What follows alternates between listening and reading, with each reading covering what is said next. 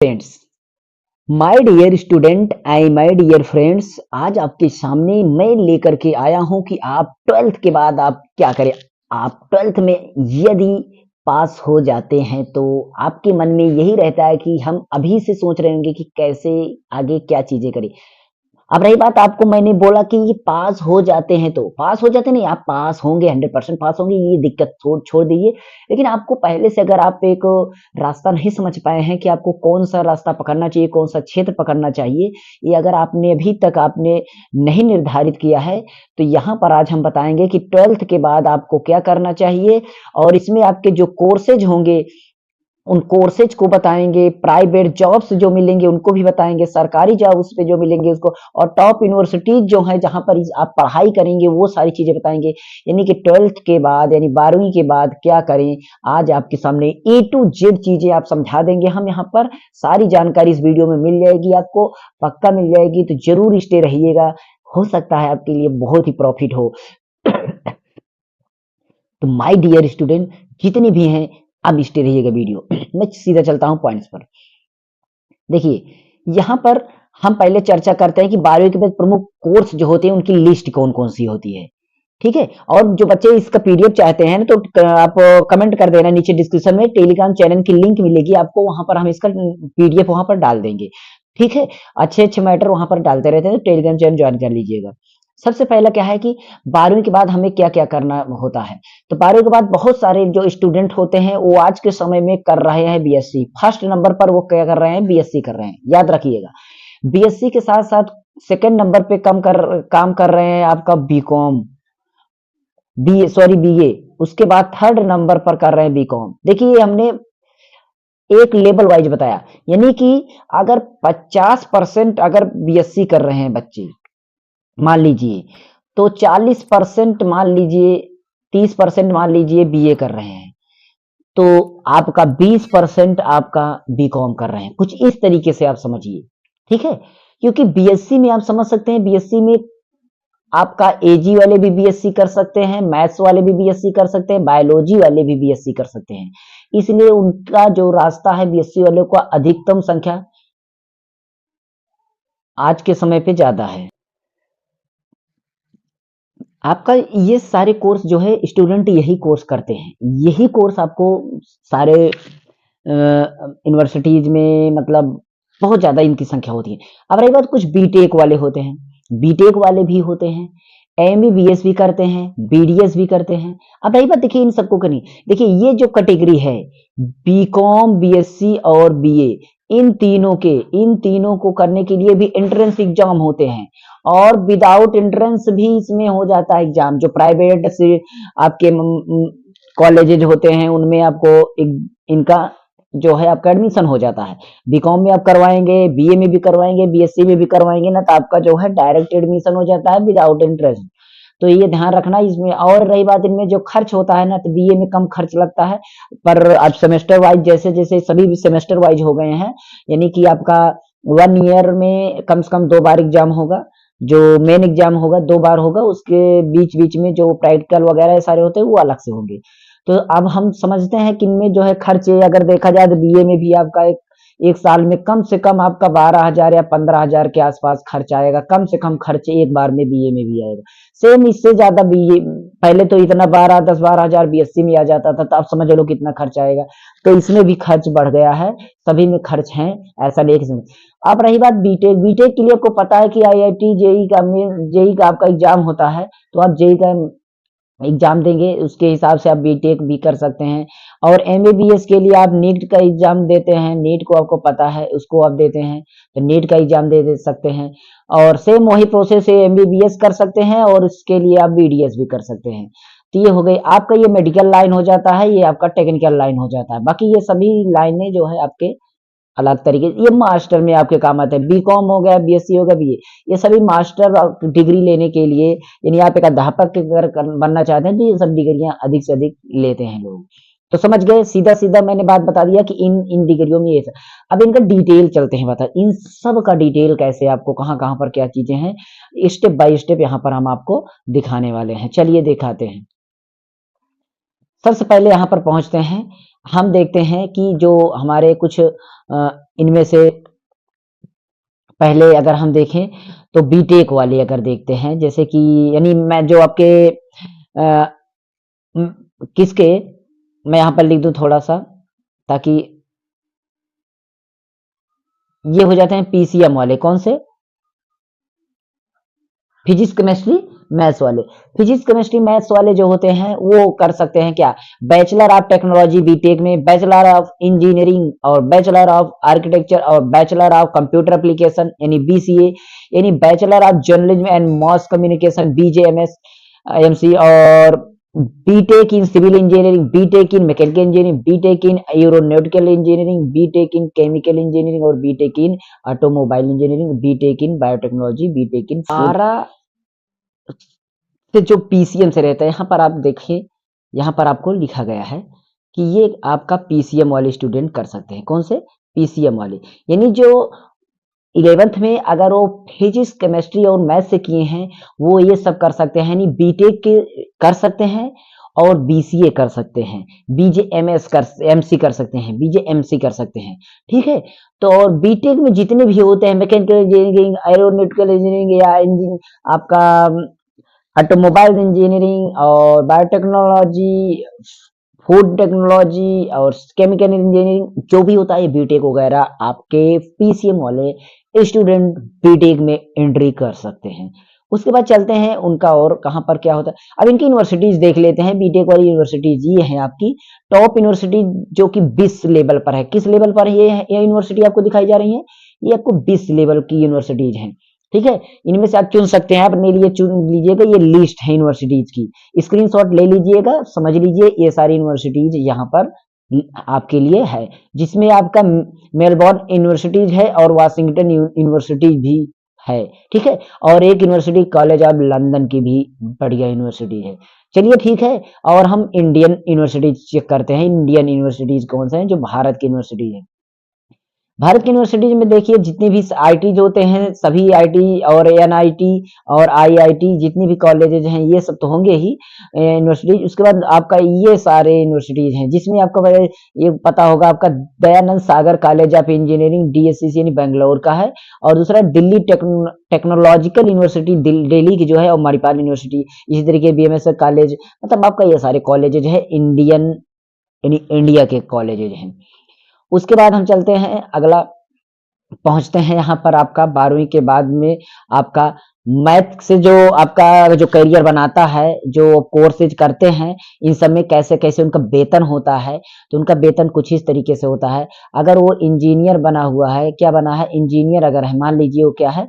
Engineer है। अगर वो इंजीनियर है तो इतने लाख रुपए तक वो कमा सकता है, वार्षिक वेतन है सभी का, वार्षिक वेतन। डाटा एनालिस्ट इतने लाख तक, फिजिक्स गणितज्ञ, प्रोफेसर, अकाउंटेंट, आर्किटेक्ट और फाइनेंशियल एनालिस्ट, ये सभी के इतने इतने लाख रुपए वो एनुअल कमा सकता है अगर वो पीसीएम सब्जेक्ट से ये सब कोई भी अगर बन जाता है। ओके, तो ये हो गया। अब हम चलते हैं और आगे,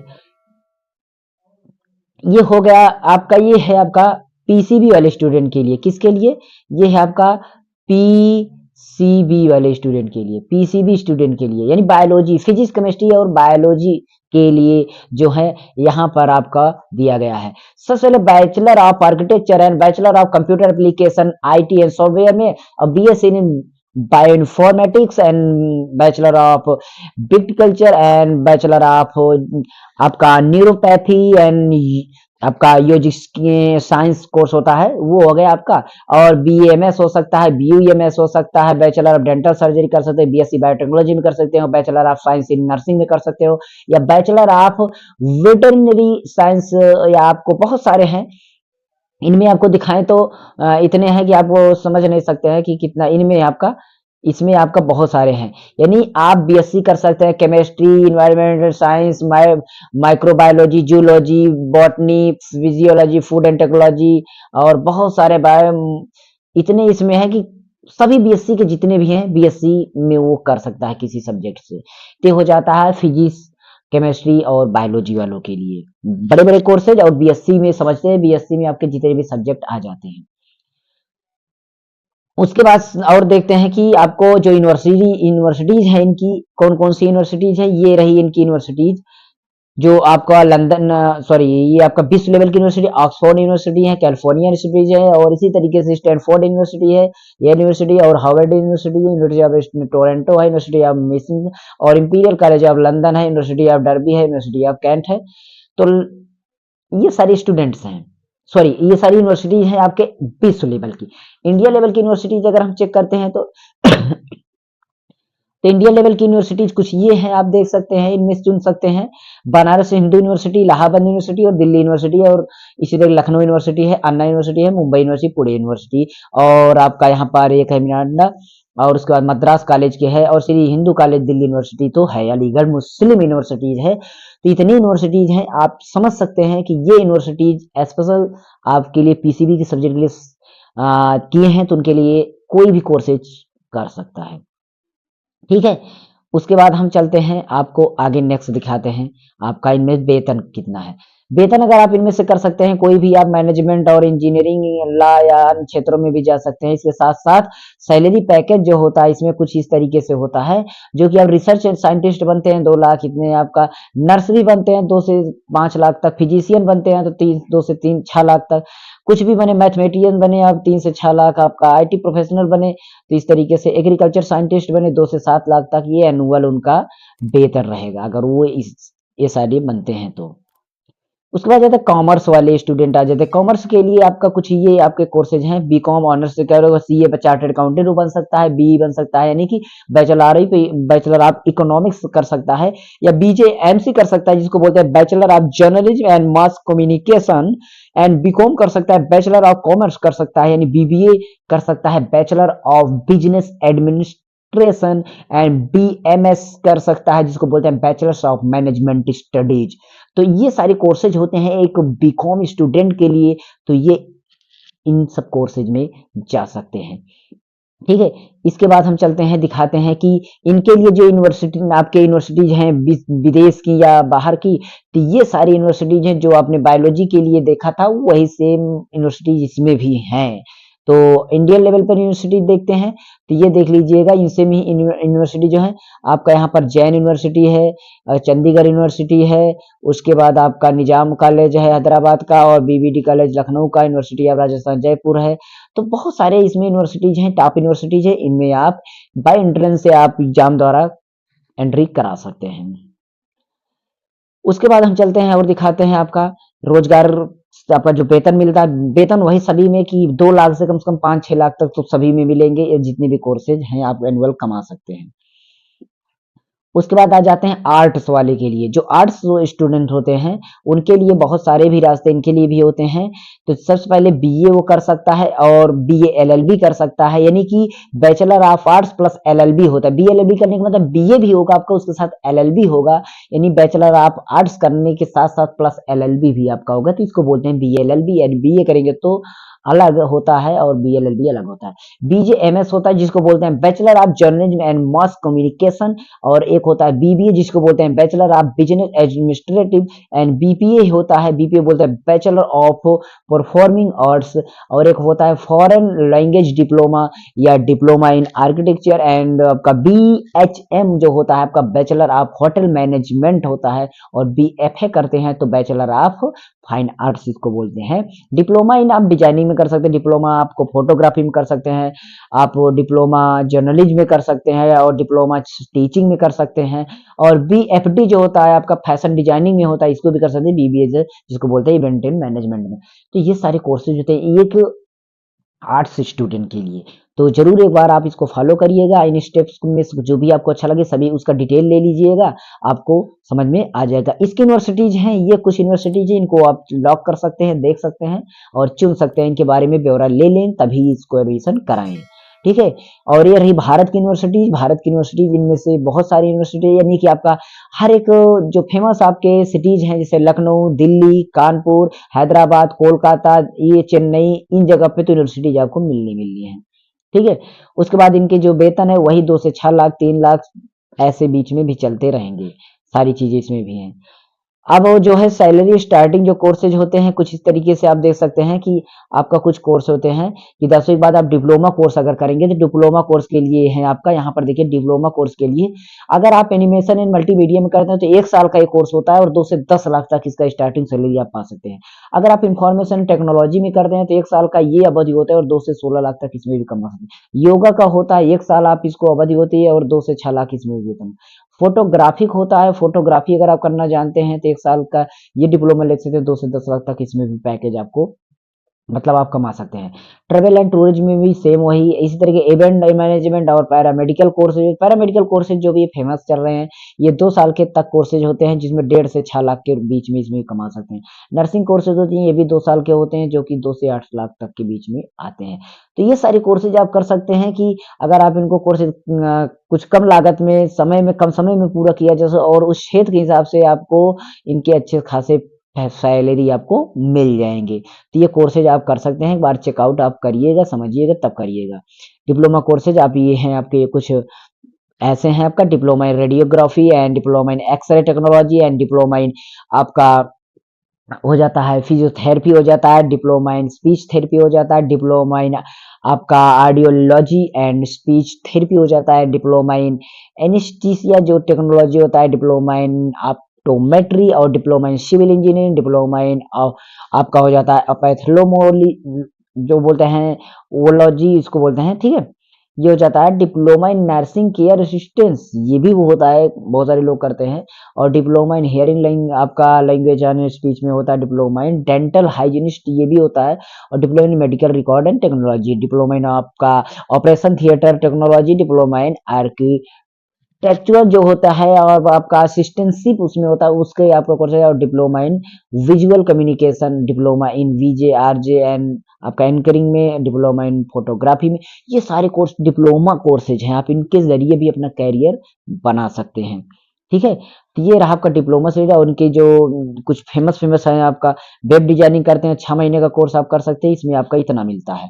डिजिटल मार्केटिंग करते हैं तो 6 महीने का कोर्स होता है, आप इतना तक इसमें कमा सकते हैं। ये शॉर्ट टर्म कोर्सेज होते हैं। ये कौन से कोर्स हैं? शॉर्ट टर्म कोर्सेज होते हैं।